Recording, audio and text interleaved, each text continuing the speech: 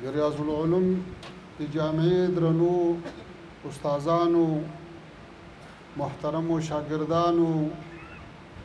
مسؤلینو، له هر څه نه مخکې زه تاسو ته د تاسې له دې درانه خدمت نه مننه کوم، قدرونه کوم چې الحمدلله خپل تعلیمي بهیر هم په ډېرې کامیابۍ سره تر دې ځایه را رسولی ده. اول خو تاسو چې کومه مقدسه لار غوره کړې ده دا واقعا د کامیابۍ لاره ده، دا د خلاصون لاره ده، دا د نجات لاره ده. الله تعالی د تاسې خپلو ارمانونو ته کامیابه ورسوي. الله تعالی دې تاسې د والدینو، د مور و پلار او اقرباو ارمانونه د تاسې په کامیابۍ سره پوره کړي او تاسو ته دې الله پاک توفیق درکړي چې د دوی ارمانونه ور پوره کړي. ورونو، تاسو کله د علم او بیا د علم نه حصول نه وروسته د مبارزې دا لویه لار غوره کړې ده. په دې کې به اوله خبره دا ده په الله تعالی به توکل کوئ، له الله تعالی نه به نصرت غواړئ او د الله تعالی په رسۍ باندې به منګولې ټینګوئ. ومن یتوکل علی الله فهو حسبه. چا چې په الله تعالی توکل وکړو الله تعالی ورته کافي ده. نو اوله خبره دا ده چې دا درون سفر سم پیل کړی ده، په الله تعالی به توکل کوئ او له الله تعالی نه به نصرت غواړئ. بله خبره دا ده ورونو چې کله دې لارې ته تاسې راووتاست نو بیا الله تعالی هغه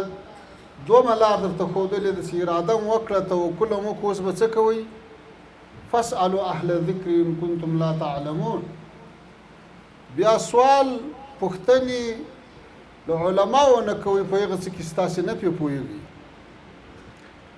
بیا یې همدغه طریقه ده چې ته به شاګرد یې، استاد ته به دې ګونډه ماته کړې وي او علم به حاصلوې. له دې نه وروسته ورونو چې تا د الله تعالی په لاره کې دا اراده وکړه، راووتې، علم دې شروع کړو، بیا الله تعالی څه فرمایي؟ والذین جاهدوا فینا لنهدینهم سبلنا. څوک چې د ما په لاره کې مجاهده کوي، کوشش کوي، جهاد کوي، د دین کار کوي، لنهدینهم سبلنا، بیا الله پاک وایي زه به ورته لارې وښیم. نو ورونو ډېر کوشش به کوئ، ځکه د هېواد په سطح دیني علوم او عصري علوم دواړه که موږ تاسې ښه علم ولرو، ښه تعلیم ولرو، ښه تعلیم یافته ولس ولرو، بیا د دنیا هیڅ قوت په تاسې باندې نسي غالبه کېدلی. ولې؟ خو معنویات به م قوي وي، اختلاف به نه کوئ، د الله په لاره کې به قربانۍ ورکوئ، دا به م یو اړخ سي. او په عصري علومو کې به سنبال یاسته، قوت به لرئ، وعدوا لهم ما استطعتم، مصداق به ګرځېدلي یاسته. بیا به نو موږ هغه وخت هم په سیاسي ډګر کې کامیابه یو، هم به په نظامي ډګر کې کامیابه یو، هم به په علمي ډګر کې کامیابه یو. دا څه وخت که تاسې واقعا محنت وکړئ، کوشش وکړئ او ځانونه ورسوئ. چې کله په دغه اراده باندې تاسې پرمختګ وکړئ، د ځانونو د اصلاح دپاره، د رسېدو دپاره، موږ کولی شو چې هدف ته په ښه طریقه سره ورسوي. دومره خبره ورونو، تاسې چې په دې لاره کې راوتلي یاسته او سبقونه وایاسته، د دریو شیانو ډېر قدر وکړئ. یو د خپلو کتابو ډېر قدر وکړئ، بې احترامي یې مه کوئ. د الله تعالی آیاتونه او د رسول الله صلی الله علیه وسلم احادیث او د اکابرینو بهترین اقوال کې لیکلي دي. نو ګوره چې د کتاب بې قدري او بې عزتي درنه ونسي. همدا کتاب د ستاسې تر یو ځایه پورې رسوي. دوم ورونو، د خپلو استادانو ډېر قدر کوئ، ځکه همدغه استادان دي چې خپله زندګي د تاسې تربیت ته وقف کړې ده. او ګورئ، انسان که له یوې خوا نه د انسان جسم خوراک ته، چښاک ته، پوښاک ته، دوا ته، غذا ته ضرورت لري، همداسې د انسان روح بیا معنوي تربیه ته ضرورت لري. نو لکه مور او پلار چې دي په غذا او دوا او چښاک او پوښاک کې تربیت کړی ده تر دغه ځای رارسولی استاد دی بیا په معنوي اړخ کې روحاني تربیه کړې ده نو ګورې چې د استاد بې قدر درنه ونسي او دریم چېرته سم سبق وایاست کې په جومات کې وایاست په حجره کې وایاست په مدرسه کې وایاست د هغې مدرسې ډېر قدر کوئ او که خدای مکړه د دې قدر ونه کوي دا خو بیا ناشکري سوه یوه د تاسې هغه دوره ده چې تاسې کورو ته ځئ تاسې کلیو ته ځئ تاسې خپلو همزولو بسیرانو کسیرانو والدینو ته ځئ دې شي ته به ډېر متوجه اوسئ ورونو چې کله خپل وطن ته او خپل کلی او خپل کور ته ولاړ سئ هلته له ځانه مطلق واجب الاحترام مه جوړوئ چې ولا زه خو ډېر لوی سړی یم او تللی وم هلته مې سبقونه ویل اوس راغلم نو زه تر مور و پلار هم غټ یم زه تر مشرانو ورونو هم غټ یم او که هغوی د کور کار کوي که هغوی بزګري کوي که هغه مزدوري کوي که هغه خواري کوي نو زه نه ورسره کوم نه دا مه کوه چې تا هلته ولاړ سې بیا دا رسختۍ ته په منظرو تېروې څو شیان به کوئ زموږ تاسې په ټولنه کې د ځینو شیانو کمبود راغلی ده یو په هغو کې لویه خبره صله رحمي ده او د صله رحمي په هکله څومره زیات روایتونه راغلي دي نو ته چې کور ته ولاړې چې د مور و پلار خدمت هم نه کوي کورنۍ سره هغه د رزق او د روزي ګټلو په برخه کې هم کار نه کوي په هغه خپلو استادانو مسیرانو اقرباو باندې په روغو رنځورو مریضو ناجوړ باندې پوښتنه هم نه کوي نو بیا خو ته یو پردی مغروره انسان شوې نو بیا خو له تا نه څه توقع په منطقه کې په کلي کې نه کي نو په دې برخه کې ورونو باید ډېر متوجه واوسئ د خپلې کورنۍ په هکله کار ورسره وکړئ لږ به بلد هم سئ د راتلونکي ژوند دپاره به تربیه سئ سبا ته دې دغه ژوند خاوند دی سبا ته د کور خاوند دی سبا ته د اولاد خاوند دی سبا ته د زراعت او د مالدارۍ او د وظیفې خاوند دی ښه داسې یو څه هلته هم د تربیت وسي هم د ثواب یا هم د ګټه وسي نو دې شي ته به ډېر متوجه اوسئ دویم شی د ځوانانو دپاره د کلیوالو دپاره د باندې باید د تا صورت او سیرت او اخلاق دا د رسول الله صلی الله علیه وسلم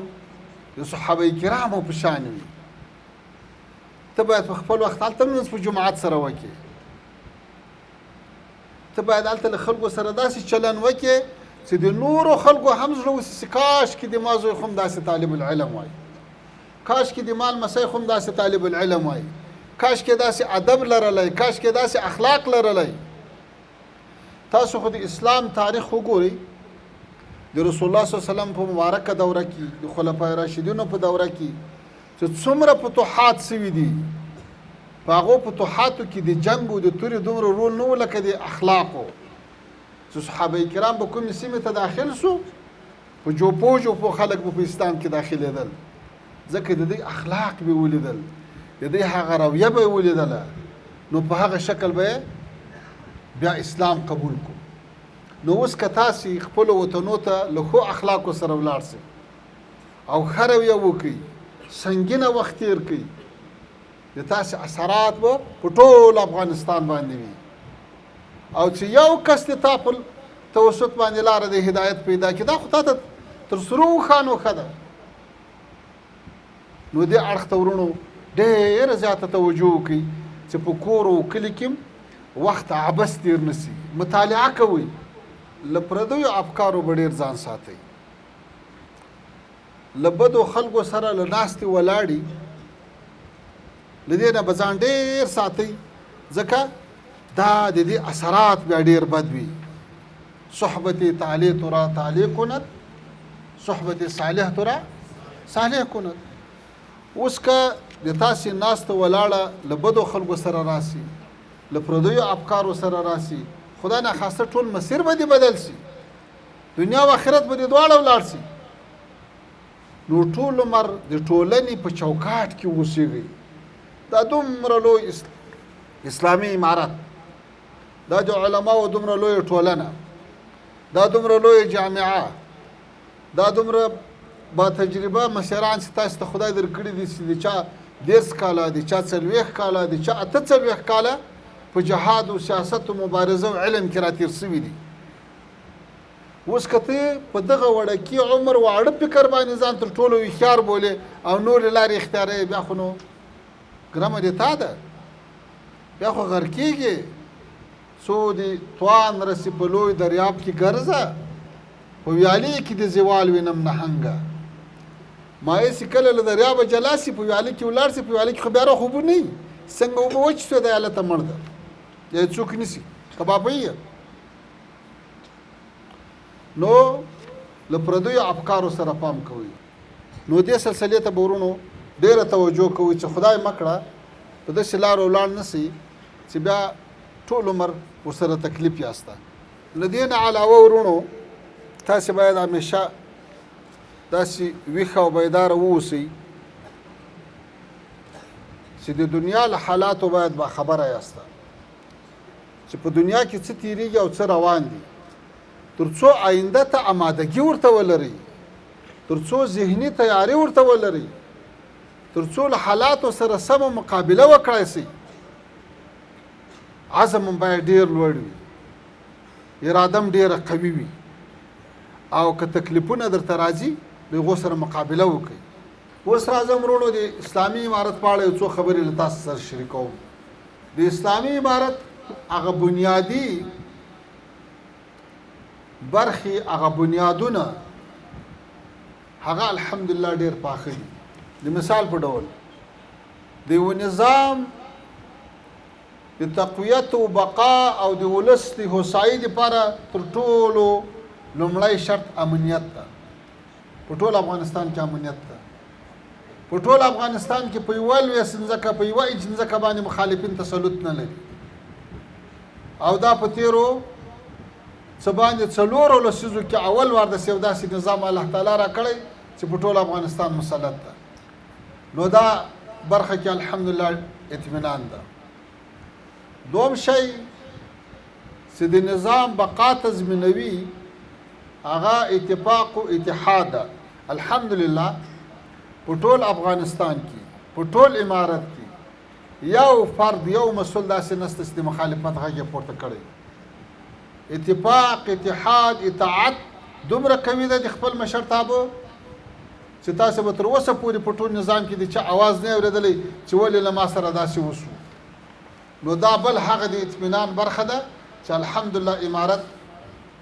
پیاوړی ده محکم ده دریم شی اقتصاد ده نن ټوله دنیا څپڅپانده ده په دنیا کې ډېر لوی جنګونه شروع دي یا بالفعل شروع دي یا بالقوه آمادګي ورته نیول کېږي په داسې یوه نړۍ کې چې افغانستان د 40 کاله جنګ نه راوتلی یو افغانستان په وچه کې یو حصار هېواد ده بحر ته لار نه لري دوه او بیا نن په ټوله دنیا کې د تیلو د ګازو نرخونه پورته سوي دي چې د هر شي په نرخ باندې منفي اثر کوي الحمدلله په افغانستان کې هر څه نارمل دي 15 میلیونه مهاجرین چې په ټوله دنیا ورخوسي کې هغه طاقت نه لري دارې تاسې هره ورځ اورئ دا افغانستان ته راغلو په ډېر ابرومندانه شکل باندې ځای په ځای شو که یو څوک له اسلام کلا نه راوښتی ده تر بدخشانه پورې حکومت په خپل موټر یا په کرایه ورکړې په کرایه په موټر کې رسولی کله تورخمه راوښتی ده تر هرات او تر فاریاب یې رسولی ده دا څومره لوی خدمت ده 15 میلیونه یعنې 50 لکه مهاجر 1 لک مهاجر چې په یو سیمه باندې ورسي څومره تکلیف وي دا بل هغه د ښوالي نښه ده چې الحمدلله افغانستان اوس په خپلو پښو ولاړ ده د موږ امنیتي ځواکونه که هغه اردو ده که هغه پولیس یا شرطه ده که هغه استخبارات دي الحمدلله ورځ تر بلې قوي کېږي منظم ځواک قوي ځواک نښه پېژنئ څه شی ده هغه ده چې د دښمن دسیسې له وقوع نه مخکې خنثی کړي موږ په تېرو 4.5 کالو کې په صلحه ورته سایس خنثی کړي دي الحمدلله په بسته کال کې چېرته یوه یا دوه پېښې هغه په یو غلچکي شکل باندې به چېرته سوي پورې دا ډېره غټه کامیابي ده نو په دې برخه کې هم الحمدلله ډېر ښه روان یو.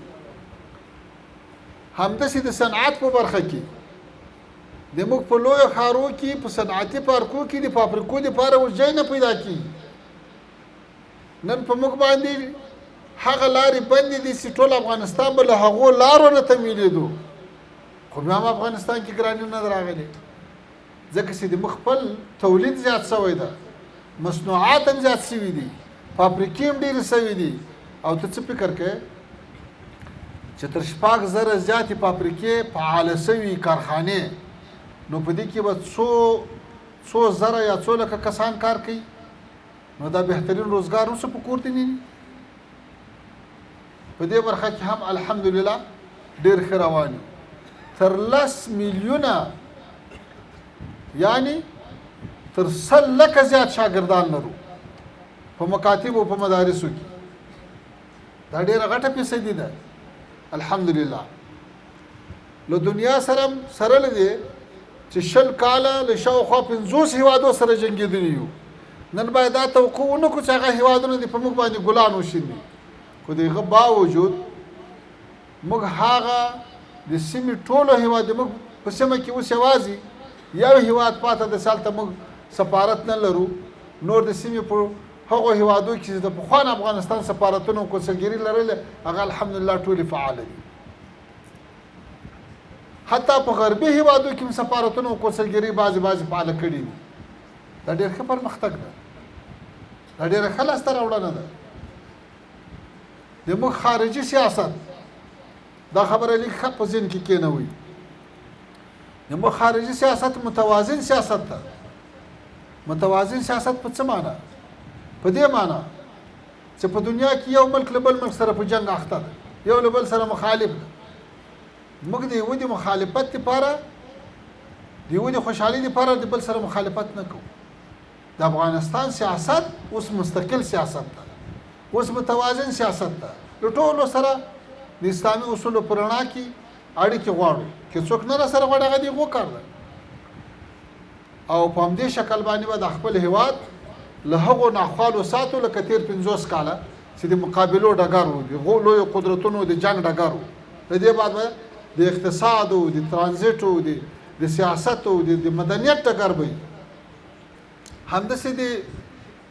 سیمې له هیوادو سره، د نړۍ له هیوادو سره اقتصادي اړیکې ورځ په ورځ په مخ روانې دي. چې یوه لاره بندېږي 2 لارې نورې پیدا کوو. دا یو ډېر ښه سیاست ده. نو ورونو تاسې شکر وکاږئ چې الله تعالی له ډېرو قربانیو، له ډېرو دربدریو وروسته یو داسې نظام درکړی چې هم امنیت درته راوړی، هم د اقتصاد په برخه کې کوشش سره کوي. تاسې به اورېدلي یو څو ورځې مخته یو پولیس یو هلک وواهه، داسې چپه یې کو، بیا په دې باندې په میډیا کې ډېر غاو راپورته شو، بیا هغه پولیس هم ونیول شو. نو ما ملګرو ته ویل چې یوې خواته که وګورې دا خو د پولیس ښه کار ونه کړو چې دا ماشوم یې وواهه، دا خو یې بد کار کړی واقعا. خو د بل اړخ ته که وګورې چې اوس الحمدلله افغانستان هغه مرتبې ته رسېدلی ده چې هغه لو پېښی نو د پولیس چاپېړه ده. داسې د ورځې به په یوه شپه کې به 10-20 چاپې وهل کېدې، په یوه شوه روز کې به 200-300-400 کسان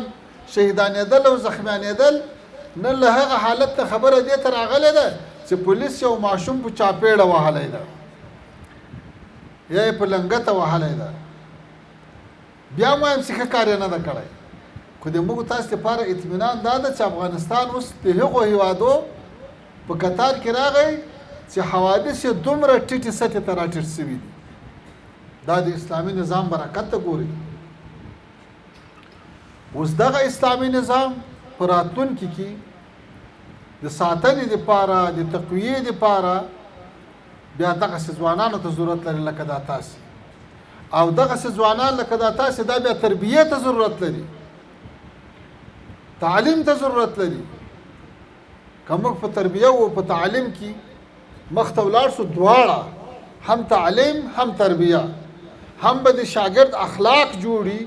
په اسلامي اصولو به برابر وي، شفقت به لري، عجزي به لري، خاکساري به لري، نبوي اخلاق به خپل کړي، لمنځ او اودس او تقوا او دیانت به په ځای وي او هم به په استعداد کې هم په ساينس کې مخ ته رواني هم په انجینري کې هم په فقه کې هم په تفسیر کې هم په حدیثو کې بیا به افغانستان د نړۍ په سطح یو نمونه وي. الله تعالی دې وکړي الله دې وکړي چې موږ تاسو وطن د علم مرکز سي